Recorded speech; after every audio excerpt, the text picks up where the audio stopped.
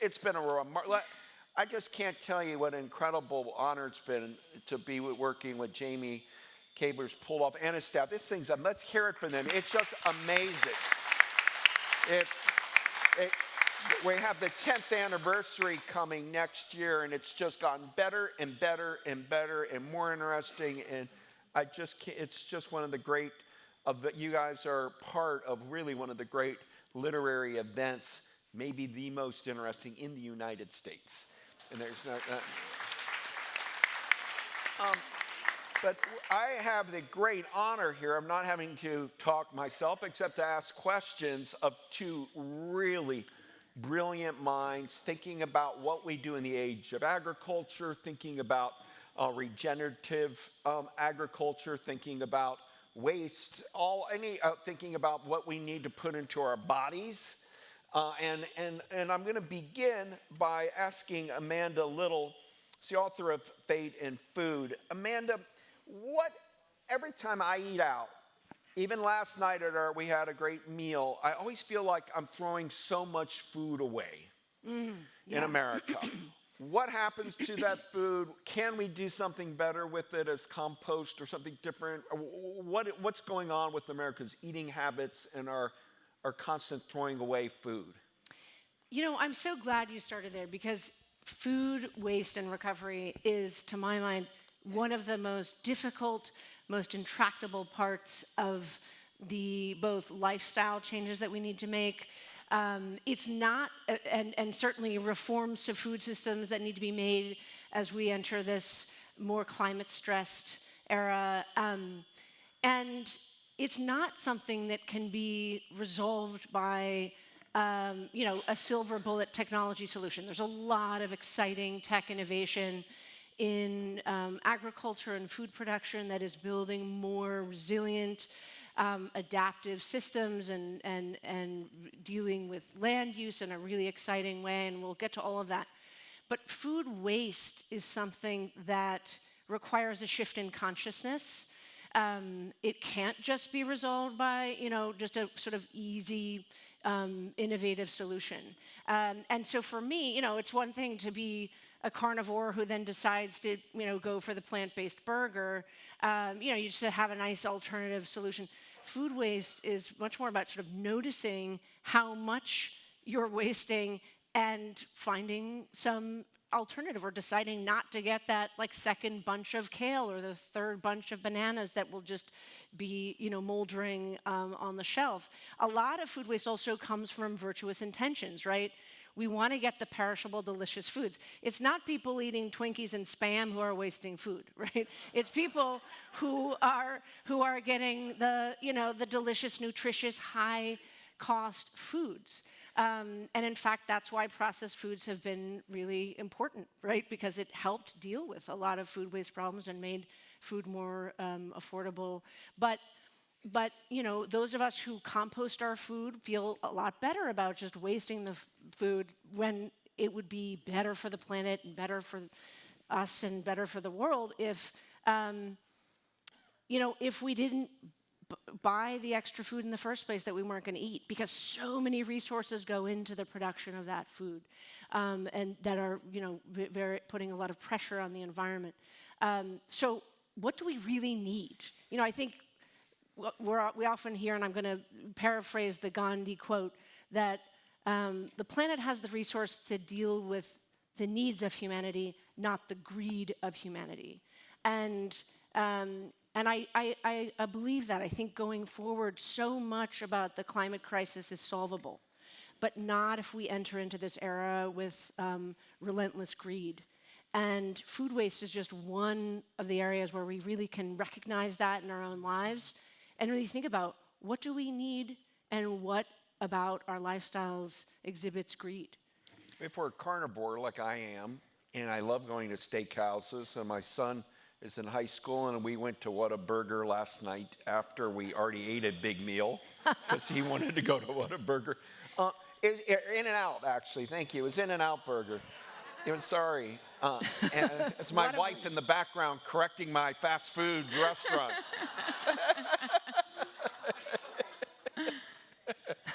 Yeah, she said it's a California thing, In-N-Out Burger, and I better get it right. Yeah.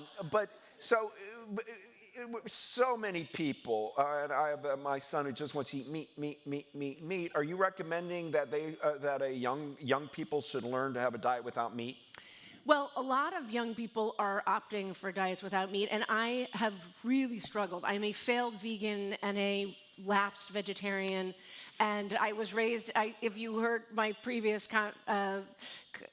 commentary, I was raised in a household in which chicken was considered a vegetable.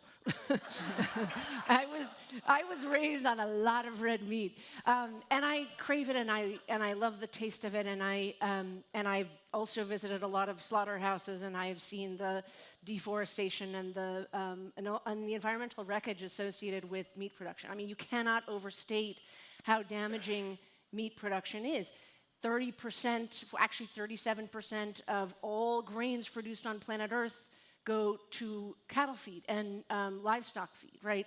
So much of our agricultural system and the lands used for agriculture, the chemicals pumped into agriculture, flow toward meat production.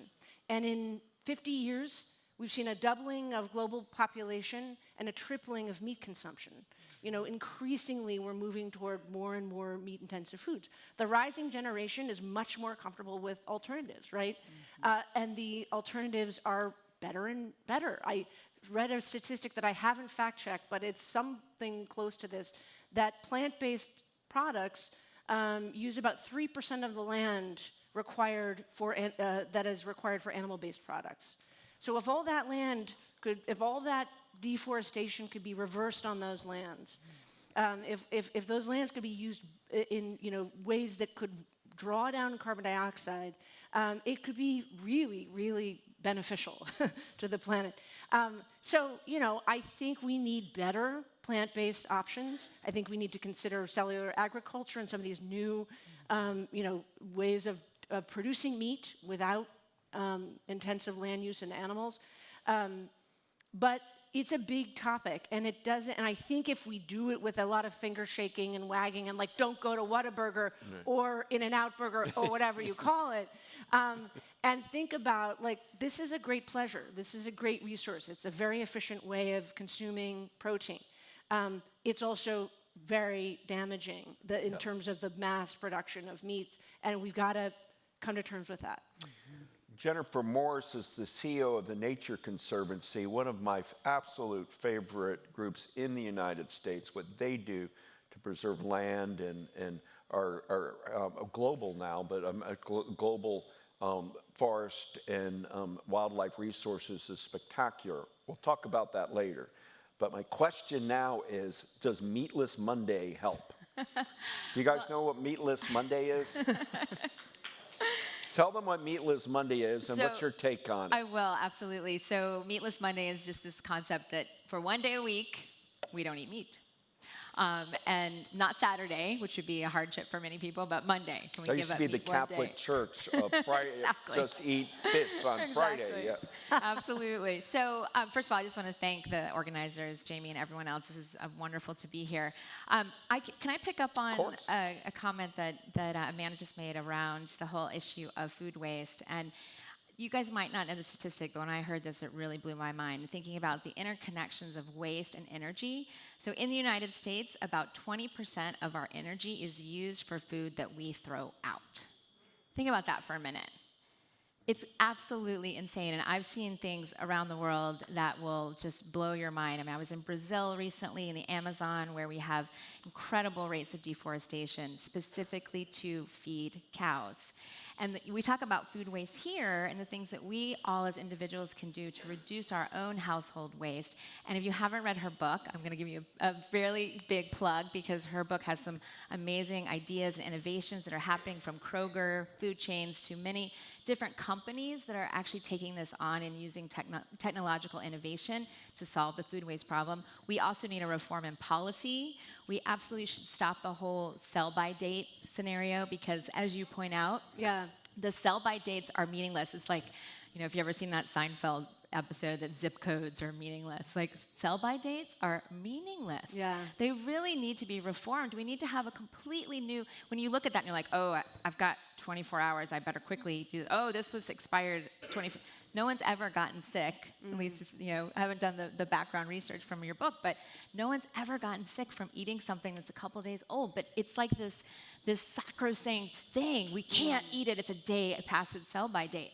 We throw out so much food in this country because of that, but we're also wasting food in other countries because of low productivity. So we talk about in developing countries how there's so much waste from farm to gate. So because of inefficient production of food, whether it's soy or raising beef, really low productivity rates. So there's so much waste happening before it even gets on the truck. And then there's things that will just blow your mind. So when I was in the Amazon recently, I heard about cattle farmers who are cutting down the Amazon rainforest, which is an absolutely critical biome, not just for Brazil and the rest of the Amazon countries, but for all of us, because the scientists say that every 1 out of 4 breaths that we take is actually from the Amazon because of its size and scope. There's one company, and I saw this, they're taking live cows, putting them on ships, and sending them to Vietnam. They're not even butchering them in place, and that is because the Vietnamese, and they're doing it in China as well, they want the freshest meat possible. Think about the sort of insanity of that. We're taking protein that's grown from the Amazon rainforest through the destroying of the tropical forest there and putting it on ships to send to a country around the world. That is a system that is broken.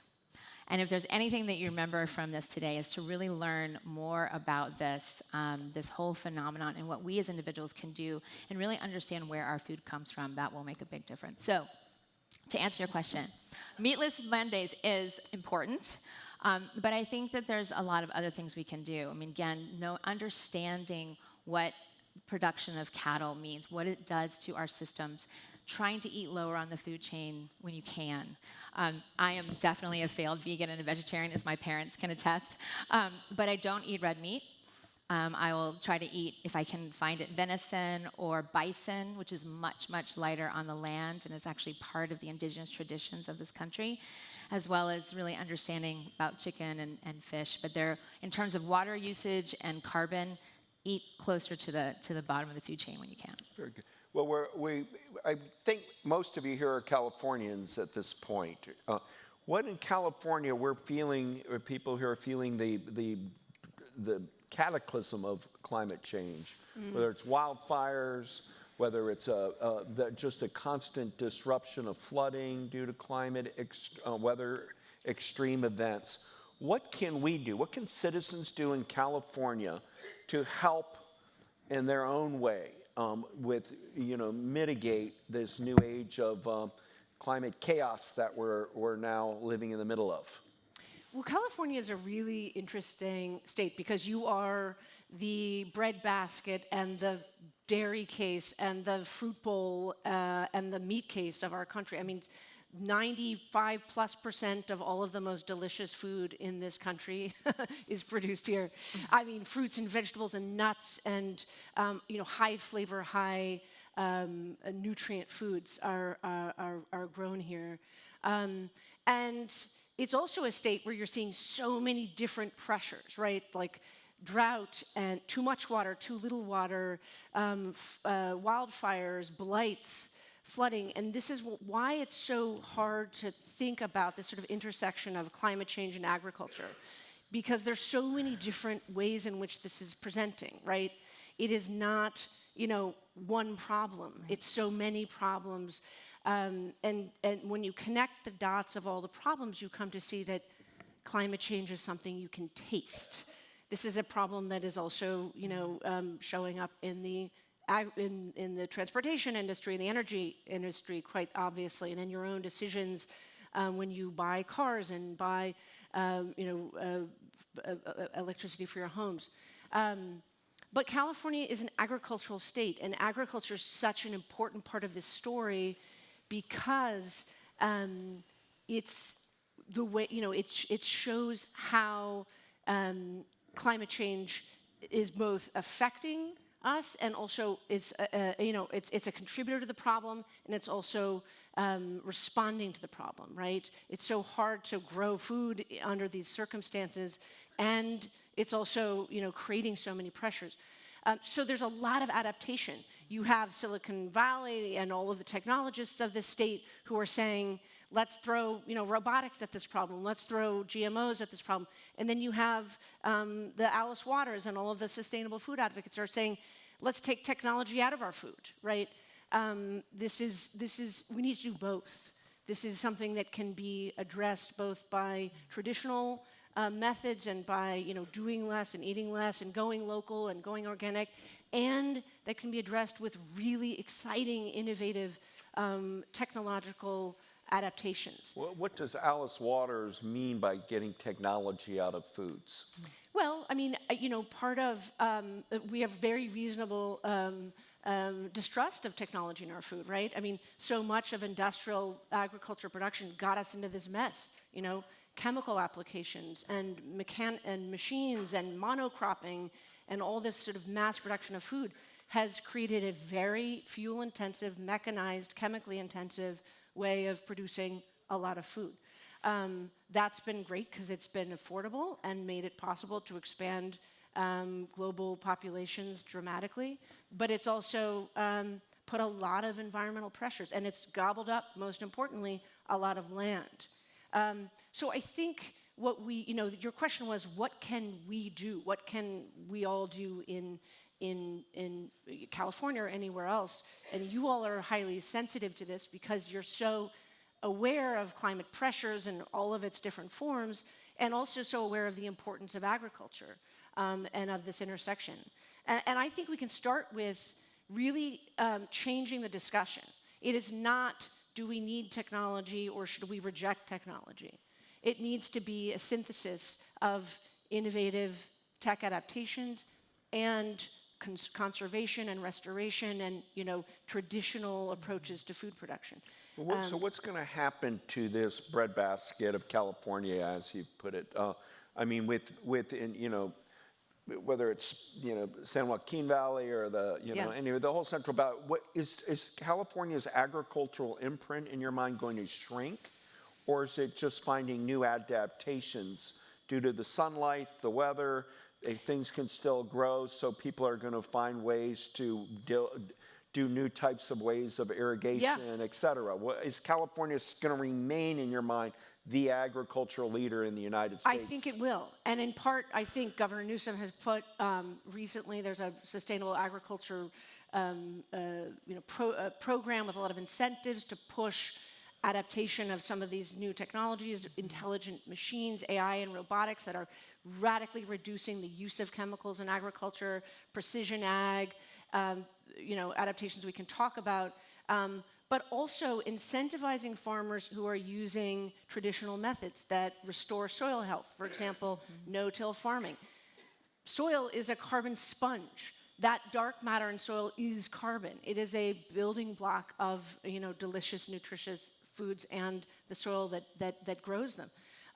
That depleted industrial soil that's all pale and sandy, that's soil that's been destroyed by industrial agriculture. So creating healthy soil draws down more carbon into the soil, locks it in, and becomes a way of actually addressing the problem of excess CO2 in the atmosphere. All told, the soil worldwide has the potential to draw down more CO2 than is emitted currently by the transportation industry globally, and nearly as much as is emitted by the global energy power industry. So the agriculture is a solution. Soil and forests, if well managed, can reverse the problem, can actually remove CO2 from the atmosphere, draw it down into native grasslands, into forests, and to well-managed farms. And Governor Newsom and these incentives can reward farmers who are doing, for example, no-till practices that doesn't use tractors to till up the soil to throw that CO2 that's embedded in the soil back up into the atmosphere. So there are ways of protecting and incentivizing farmers to use these methods effectively. Amanda's book, The Fate of Food, is brilliant. We're hearing her passion and her knowledge on such important topics. And I'm just wondering, Amanda, to humanize it for a minute, what got you involved with it? Did you grow up in where? Tennessee, or you live there now? Well, I currently live in Tennessee. I grew up in New York City and Washington, D.C. And I wrote about climate through I was an energy reporter for a long time. Where were you energy reporter for? For a range of publications, but I'm currently at Bloomberg, and I was at Rolling Stone, and I've written for the New York Times and the Washington Post and a range of publications. But I began to see that food and agriculture is sort of the love language of climate change and the love language of the environmental movement in some ways, because it is such an intimate way that we can relate to this topic. The single biggest threat of climate change is the collapse of food systems. Food systems are incredibly vulnerable to pressures. But it's also the single most exciting solution, right? If we can transform agriculture from sinner to saint, from a major contributor to the problem. Agriculture accounts for about 20% of all greenhouse gas emissions.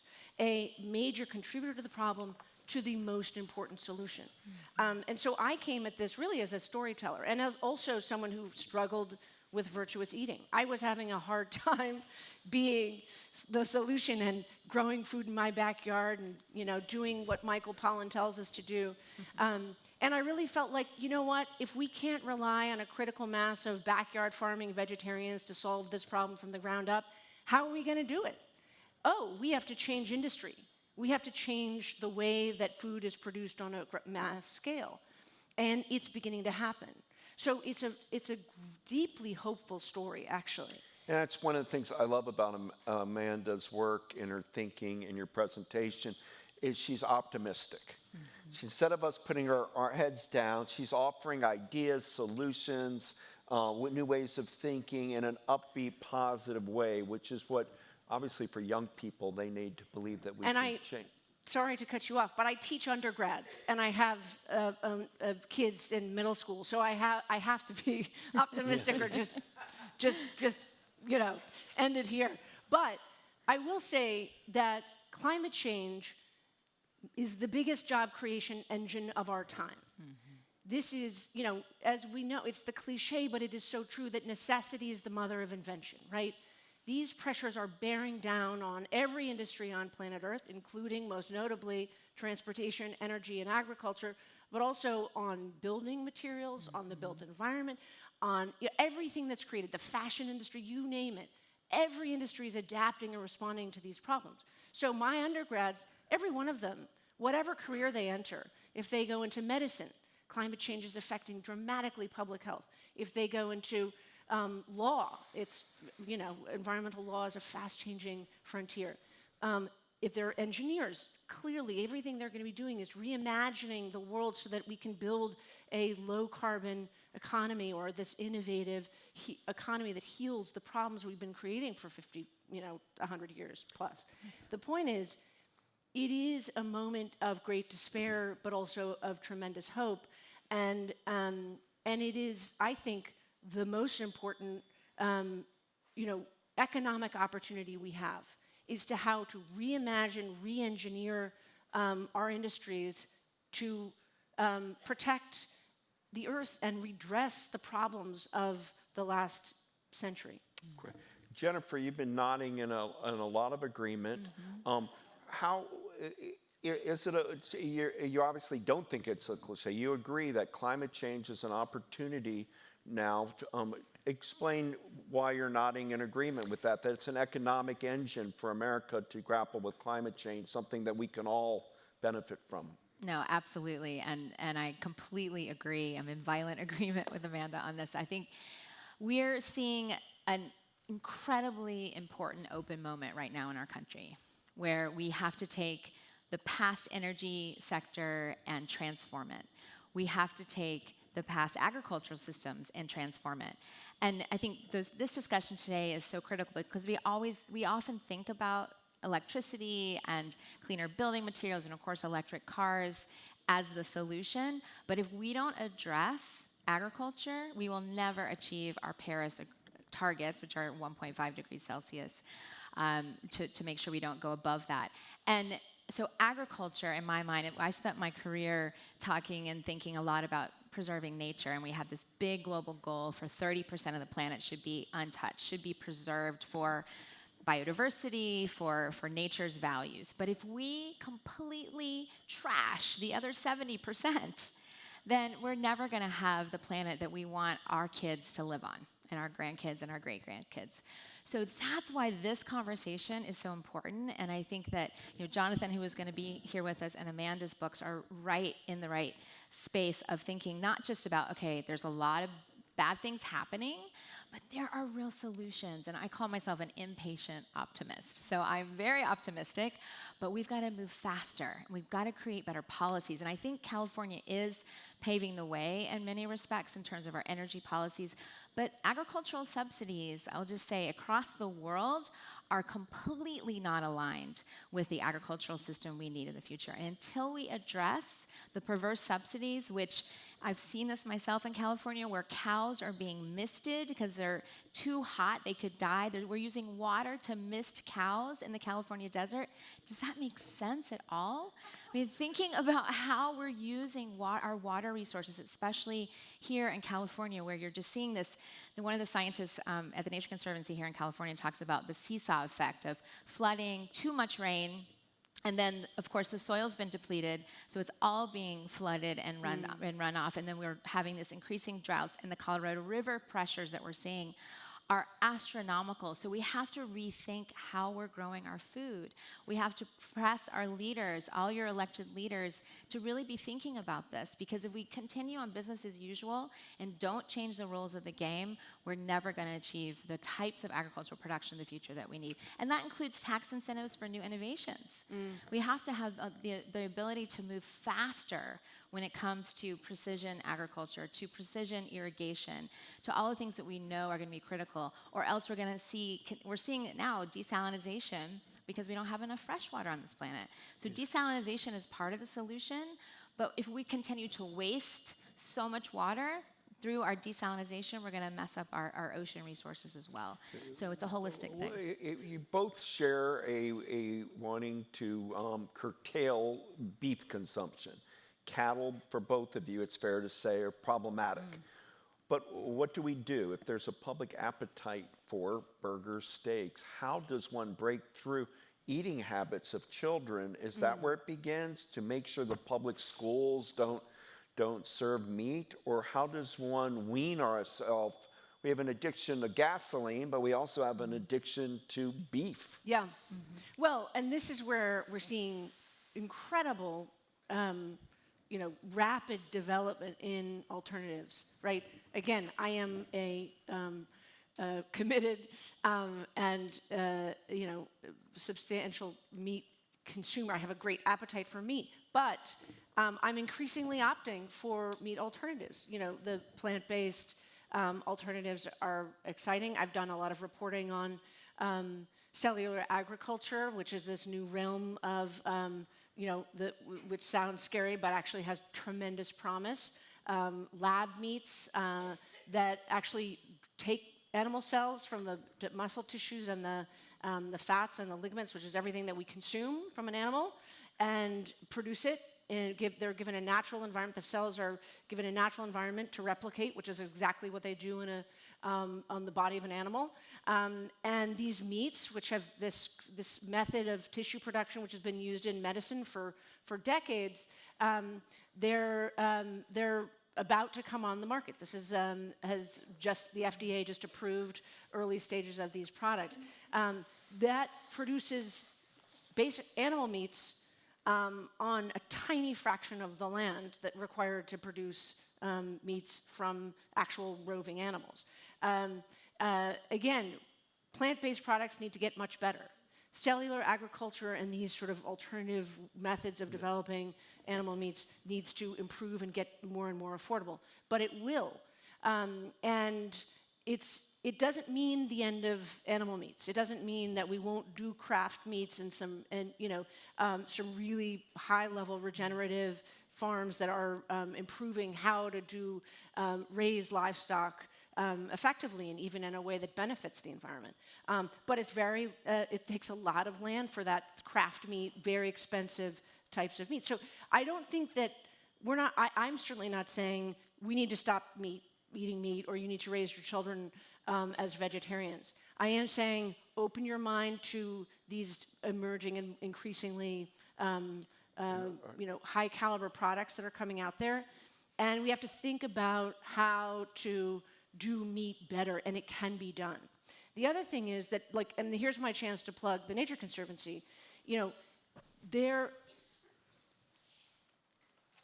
conserving land, especially in equatorial regions and tropical regions, is the single most, and regenerating forests in these very lush regions of the world is incredibly important.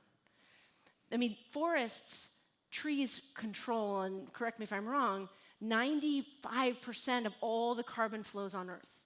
Trees have been evolving for millions of years to draw down, to use photosynthesis to take in carbon dioxide, which we have too much of, and draw it into their branches and into the soil and store it in the ground and create more and more and healthier soils.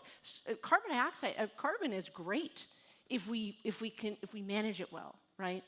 Do you believe in carbon sequestration? Yes. You feel that's a positive thing. So a state like North Dakota is saying we're going to use parts of the Badlands for carbon. Yes. So you think that's positive? Absolutely. So you can do it in North Dakota's doing it with native grasslands. Native grasses can also perform this function. So can agricultural crops if they're managed well, of using photosynthesis to draw down carbon dioxide and pull it into the soil. The Earth, there is 4 times more carbon that is currently in the atmosphere that is held by natural ecosystems. Natural ecosystems carbon flows through natural ecosystems. If we manage them better, they can do the work. Mother Nature can rebalance and heal, rebalance the atmosphere and heal this problem. It's all about better management of lands most of which are currently used for meat production. So it, again, isn't the end of meat. It's about more intelligent management and protecting the lands that are poorly used for meat. Yeah. Jennifer, you were dealing with desalination. Obviously, here in California, water shortage. I was amazed. I once wrote a book on John F. Kennedy about going to the moon, and the American moonshot, Project Mercury, and Gemini and Apollo. But Kennedy was equally in before he died into believing in desalination would have this dramatic effect on the western part of the United States, and we could be a leader taking ocean water desalination. We never put the billions, the trillions like we did to aerospace. We're living in a satellite world now, Yeah. But the time may be coming to take desalination more seriously. It's been very expensive, and it's been done in, obviously is there a big future for Californians to use their resources of the ocean water for desalination, which will help with the agricultural sector? Yeah, I think it's happening now. I think, as I said before, though, if we don't address how we're growing food and how we use water, and we continue to desalinate, there's going to have repercussions there as well. Because, first of all, desalination takes a ton of energy. So can you do it in a way that's less energy intensive? People are obviously working on that. There's micro sort of desal plants that are being developed all over the world. But there's impacts of that salt. It's relatively minor in the grand scheme of things. There are ways to dispose of it so it's less harmful. But again, if we are doing that and still wasting so much water, that sort of feedback loop will continue to be unproductive. So I think that's where we need to really focus our energy, is on the waste side, and on, again, where we're growing food. Is it appropriate for different environments? And I'm glad that you mentioned your work on John F. Kennedy, because I was recently at the White House, and they're talking about climate smart agriculture now at the cabinet level, like they were the moonshot. Yeah. And they're talking about climate smart ag as the moonshot for the United States. Because there's a recognition that if we don't go all in, everything from policy changes to technology to household things that we can all do to food waste, then we are never going to get to 1.5. And the Inflation Reduction Act, which is really an emissions reduction act, let's be honest, was clearly a political name, but is really, I think, a fantastic move in the right direction, where we're trying to change subsidies, we're trying to create jobs, and that is happening. I'm seeing this all over the place, from West Virginia, where the Nature Conservancy and many partners are taking former abandoned coal mines and transitioning them to solar energy, so solar on top of degraded lands. And as just a small segue perhaps into energy, what's so important as we think about the expansion of solar and wind, and of course wind is all around us here in Palm Springs area. Wind energy and solar energy are critically important for our country. However, we have to make sure that it doesn't degrade our natural world while doing that. I'll give you an example. I was in Virginia recently, and my team in Virginia told me the number one threat to forests in Virginia is not ag, it's solar. Because solar developers are coming in, and they don't want to work with the individual farmers, because you got to get utility scale solar. It takes a lot of land to do the same amount of energy that you would from coal or oil or gas. And they don't want to negotiate with the farmers. It's so challenging, takes forever. And in the rush to get so much solar and wind, they're working with forest owners who own big tracts of land. And they're clearing the forests and using that money to pay for the solar. So as we think about the energy transition, it needs to be from a systemic perspective of what are the trade-offs, and how do we push for solar that's on rooftops, and is on degraded land. We've done a study with some partners here in the United States that we have enough land, degraded land in the United States, to achieve our renewable energy targets 17 times over. But we have to make sure that we're doing it in the right way, with the right land. So I think that's a really important thing to think about. Can I build on that really quickly? Well, let me go ahead. But then there's I want to get back to another really exciting new area of innovation for the investors in the audience, which is called agrivoltaics, which is actually an integration of solar with cropland, where the solar installations actually serve as a kind of shield for crops that need some shade cover, et cetera. So it's a way of dealing with poorly used agricultural land, helping to restore it, and bringing energy production into play. That's also happening with wind installations on farms. A lot of farmers are finding that as a way to shore up their income and also integrate energy and agriculture in an important way. Just very quickly, too, California is leading on desal, which is this desalination. You strip the salt water out of ocean water and make it drinkable and usable. It's very expensive, very energy intensive. California is also leading on recycled sewage, which sounds horrible, also known as toilet to tap. But in fact, it is the future. It is the future. And here is why. In fact, Orange County, right here, has one of the most important, largest scale recycled wastewater plants in the world. And it's on large scale already doing this, which is taking the wastewater from homes and elsewhere, stripping out all the impurities, and delivering extremely high quality water that's gone through reverse osmosis, which is the same process of stripping out the salt, at much cheaper than desal. So look into that if you're interested in investing in what's called blue tech, this new area of water innovation. Because climate change is fundamentally a disturbance in hydrology, right? Too much water in some places, too little water in other places. And managing that, figuring out how to manage water better, how to find new sources of water from wastewater, from oceans, et cetera, is going to be enormously important in the coming decades. And California's at the front end. Carlsbad, Orange County, all of it's happening right here. Very good. I want to get Jennifer on this larger question. I think by the fact that all of you are here, and you could have picked other sessions, that basically we're with you. We're soulmates with you. We're agreeing with you, right? Let's hear it from the front. But let me, in my remaining minutes, ask this question about the United States and not the globe. We are a divided country, as we all know.